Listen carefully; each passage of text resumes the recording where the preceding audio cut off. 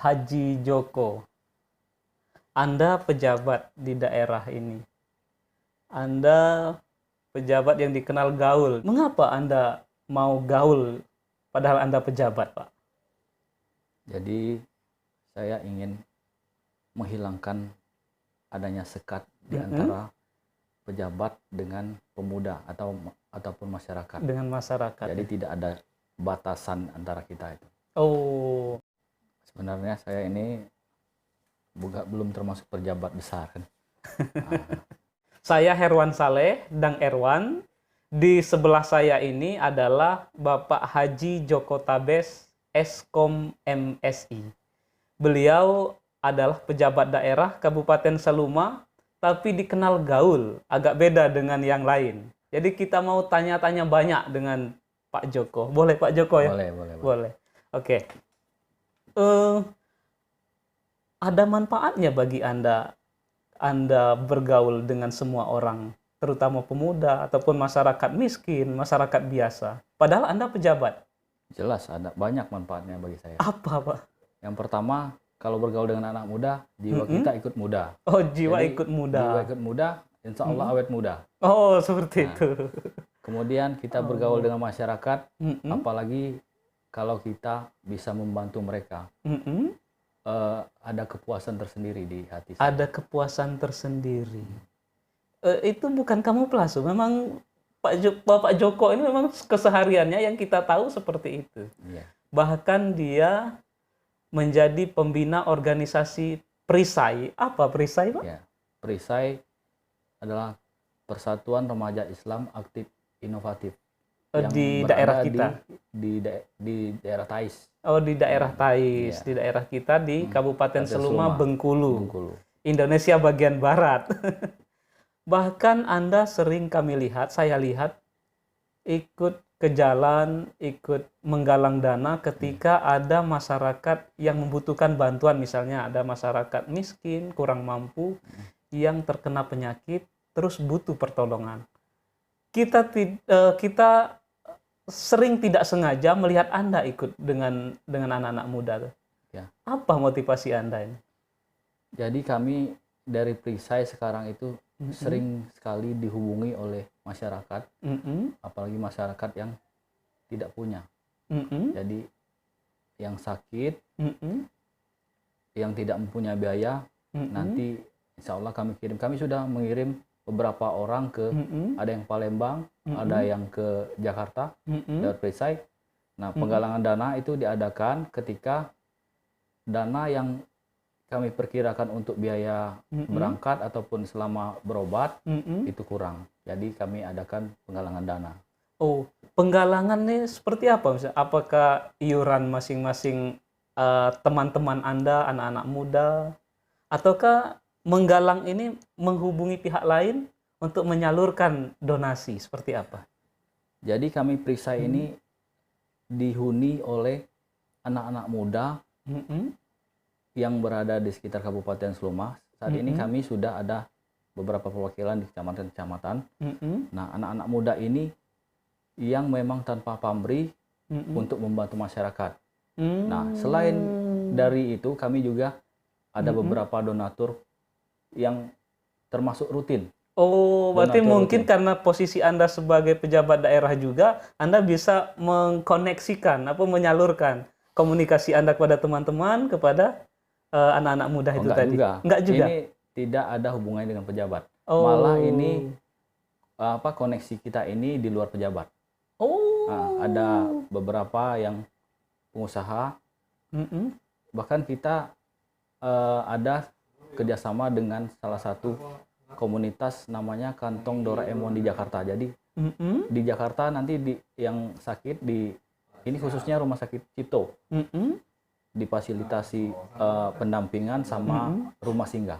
Oh, karena dikira begini Pak Haji Joko ini. Dikira dia ini bukan pejabat daerah karena dia sering terjun di tengah masyarakat seperti kegiatan itu.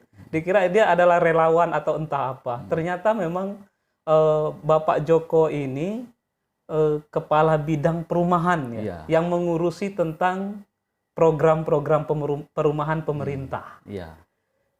Kegiatan Anda yang seperti tadi apa tidak mengganggu tugas utama Anda? Alhamdulillah sepanjang saya berada di bidang perumahan ini, Dinas Perkim ini tidak mengganggu. Oh, Dinas Perkim apa Pak Joko? Dinas Perkim itu Dinas Perumahan dan Kawasan Pemukiman. Oh, berarti banyak menyalurkan bantuan bedah rumah itu ya? Jadi itu kalau bedah rumah itu istilah yang di TV. Jadi kalau istilah kita, di TV ya? Iya, Istilah di YouTube apa di ini YouTube. nanti? Nah, kalau kita itu kalau rehab rumah itu namanya peningkatan kualitas rumah swadaya.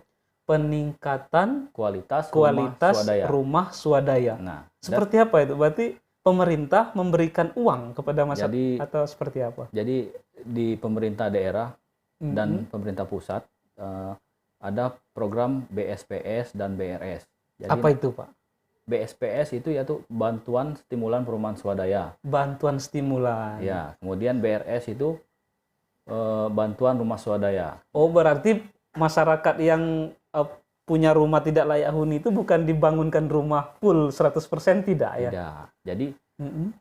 Jadi kami ini sifatnya stimulus. Jadi pemicu. Jadi pemicu. Jadi iya, kami iya. Apa namanya itu ya? Pendorong. Ada yang memang rumahnya memang tidak layak huni. Ada juga masyarakat kita ini yang belum berani membangun. Belum berani membangun rumah, sudah ada uang sedikit. Sudah ada uang sedikit, belum berani membangun rumah. Jadi karena ada program ini, maka tersedialah rumah yang layak huni bagi masyarakat. Oh, prosesnya untuk mendapatkan bantuan itu melalui proses-proses yang sudah ditentukan ya? Prosesnya gampang. Di antaranya apa saja? Lewat desa, lewat lurah tentu. Rekomendasi? Prosesnya kalau rehab rumah, yang pasti dia harus punya rumah. Oh, iya. Terus ada lagi program baru kita, pembangunan baru rumah swadaya. Siapkan tanahnya, kita bangun rumahnya. Oh, tahun ini sudah berjalan? Tahun ini program itu? Sudah ada satu desa yang jadi pilot project kami. Desa apa, Pak? Di Desa Sukamaju Air Periukan. Desa Sukamaju Air Periukan. Berapa buah rumah, Pak? Ada 15 unit. 15 unit rumah swadaya yang dibantu oleh pemerintah yang semacam komandonya di kabupaten ini Anda lah, walaupun bukan komando paling tinggi ya. Ya, komando paling tinggi kita ada Pak Kadis dan Pak Bupati. Oh iya. Sudah berapa banyak rumah masyarakat Kabupaten Seluma yang dibantu istilah TV bedah rumah tadi itu? Jadi kita dari 2016 itu sudah 1973 unit. 1973 unit yang dibangun. 973 unit. Nah, itu sampai 2019. Sampai 2019. Tahun ini sekitar 500-an unit. Jadi sudah 2000-an. Sudah 2000 lebih masyarakat Kabupaten Seluma yang dibantu rehab rumah dan pembangunan swadaya rumah. Iya. Dan leading sektornya itu Dinas Perkim. Dinas Perkim. Yang Anda sebagai komando menengahnya, bukan komando tertinggi. Iya. Oh. Untuk membuktikan kalau Anda pejabat yang gaul dengan masyarakat, iya, sudah bisa kita tangkap. Programnya tetap bisa berjalan, tidak ada kendala kan? Alhamdulillah. Nah, kita tahu Bapak Joko ini yang beberapa tahun lalu itu menerima tugas belajar dari pemerintah daerah, itu S2 di Universitas Gadjah Mada, universitas kelas internasional di Indonesia. Anda jurusan apa dulu, Pak? Saya jurusan keuangan daerah. Jurusan keuangan daerah? Oh. Anda dibiayai oleh daerah atau biaya sendiri atau biaya kementerian? Dibiayai pemerintah daerah. Oh, ya. Berarti kalau gitu Anda punya tanggung jawab dong untuk mengabdi di daerah ini. Jangan kemana-mana. Iya. Hidup mati saya untuk Seluma. Oh, seperti itu. Hidup mati untuk. Oh iya, Bapak Joko ini memang dia di Tais ya, ibu kota Kabupaten Seluma. Saya tahu betul tinggalnya di sini. Tidak ada tempat tinggal di tempat lain, Pak? Tidak ada. Tidak ada ya? Oh, tidak ada minat untuk pindah tugas tempat lain? Ke Jakarta atau ke kota besar yang lebih mantap misalnya? Selama Seluma masih membutuhkan saya masih akan membangun Seluma ini. Alhamdulillah. Pak Joko, ya. Anda juga terlihat di medsos itu eksis. Facebook, Twitter, bahkan TikTok. Anda ikut main TikTok. Apa Anda tidak merasa Anda direndahkan? Anda sebagai pejabat terus ikut main TikTok? Nah, tidak. Karena Tidak ya? TikTok ataupun Facebook itu mengisi waktu luang dan untuk melepas penatan. Oh, seperti Ya. mungkin kita wawancara seperti ini untuk mengisi waktu luangnya Pak Joko. Kita berbincang ini di ruang kerja Bapak Haji Joko di Dinas Perkim Kabupaten Seluma, di ruang kepala bidang, dan kepala bidangnya adalah beliau sendiri. Nah, Pak Joko, Anda tidak membatasi atau tidak bersekat-sekat kepada masyarakat, dan Anda terkenal sudah pejabat tapi gaul. Manfaatnya sudah Anda sebutkan. Kontra manfaatnya apa, Pak Joko? Dampak negatifnya. Adakah pejabat di atas Anda yang tidak suka misalnya? Atau adakah kontra manfaat lain, dampak negatif lain? Jadi sebenarnya saya negatifnya hampir dibilang tidak ada. Jadi masalah pejabat atas saya tidak suka, saya juga nggak terlalu mikirkan. Jadi selama saya masih bisa berbuat, maka yang itu juga saya anggap benar, maka saya akan jalan. Oh, waktu tentu Anda tersita, Pak Joko. Ya. Anda mengurusi tugas pokok Anda sebagai pejabat daerah, terus Anda juga harus berbaur dengan anak muda, dengan masyarakat. Bagaimana Anda mengatur waktu untuk memberikan ruang ke dua hal itu? Jadi untuk hal-hal yang di luar kedinasan, biasanya saya lakukan di hari libur atau tanggal merah, Hari atau libur yang tidak akan mengganggu kedinasan saya. Atau sore hari, Atau malam sore hari. ya. Oh, seperti itu. Begitu juga dengan kantong. Menurut saya, Anda mengurusi masyarakat, padahal itu bukan tugas Anda sebagai pejabat yang Anda duduki. Itu kantongnya kantong Anda dong yang akan keluar. Iya. Ya kadang-kadang. Kadang-kadang. Iya. Iya. Anda ikhlas kantong Anda keluar, Anda mengurusi hal itu. Saya ikhlas karena Keluarga Anda mendukung. Alhamdulillah saya punya keluarga, anak istri yang mendukung. Oh. Kadang ikut juga kegiatan-kegiatan saya. Justru istri ikut juga. Iya. Oh, jadi wajar lah, sudah klop berarti.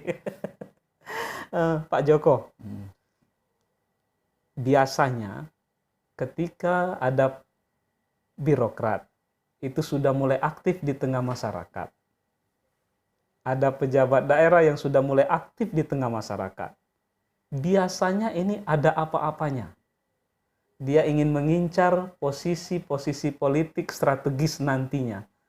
Misalnya, Anda mau nyalon ketua DPRD nanti, atau Anda akan menjadi calon kepala daerah, Anda meninggalkan tugas Anda. Apakah Anda akan seperti itu, Pak Joko? Sampai saat ini niat saya masih sebagai abdi negara. ASN ya, Ya, PNS dahulu. PNS. Jadi kita nggak tahu ke depannya. Sampai saat ini belum ada niat untuk menyalon bupati atau ketua DPR, belum ada. Oh. Cuman niat saya, karena saya ini umur sudah 42 tahun. 42. Jadi niat saya kalau sudah di atas lagi kokohnya posisi umur 42 itu lagi produktifnya. Jadi kalau sudah usia 40 tahun itu pikirannya sudah ke akhirat. Oh, seperti itu. Iya.